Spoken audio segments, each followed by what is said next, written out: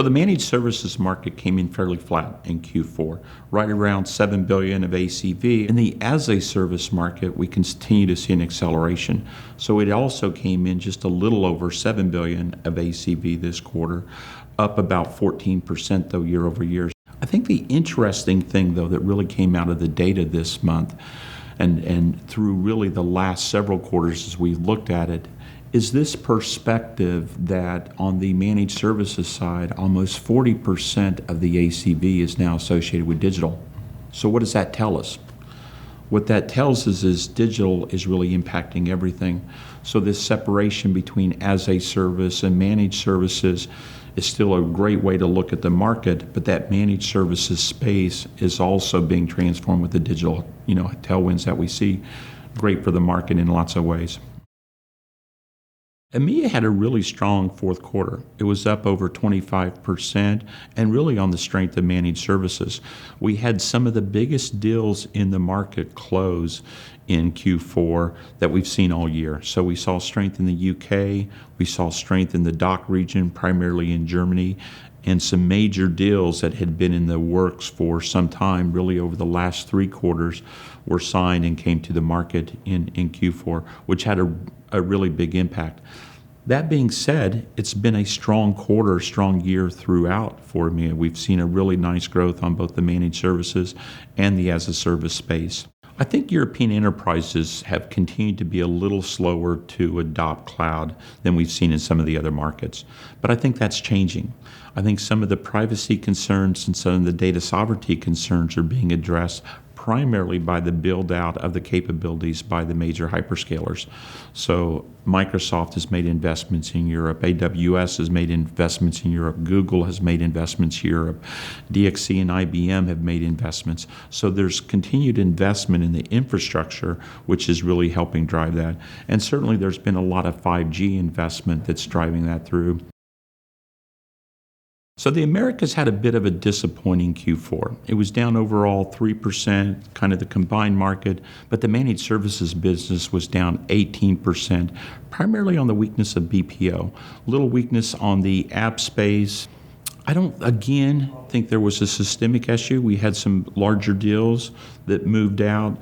BPO deals have continuously shown a lot of variability throughout 2019, so that was sort of normal. And the pullback on apps is expected because it's been so hot all year.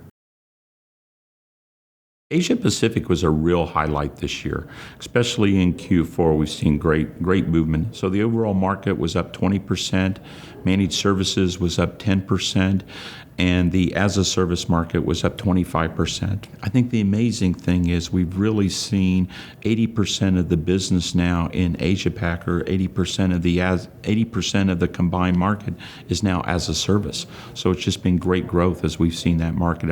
Everything's moving to the cloud, it's fully digitally enabled, and that's just the state of that market these days.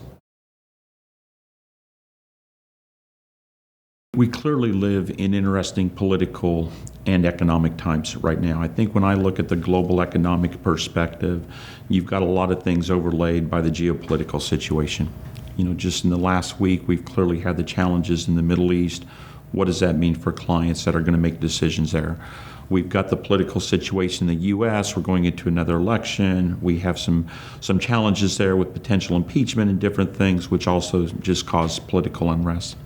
In general, though, I think we feel very confident about the global economic environment. I see a little bit of slowdown in Germany. Germany, primarily some challenges there on growth, ideally isolated as sort of the manufacturing sector, but we'll see how that plays out through 2020. But even as we see these slowdowns at the global level, we still see this tremendous investment on the digital side. And quite frankly, what we see is this new customer experience, this ability to connect with customers, this B2B piece, the investments that we're seeing in 5G are all accelerating the growth in investments clients want to make. And quite frankly, that's the buoyancy that's holding up the market right now. So I think I've said a couple times that the digital tailwinds are much stronger than the economic headwinds. I think that's still valid for 2020, at least through the first quarter, that we seem to, as a economy and as an industry, we seem to have the resiliency to break through these.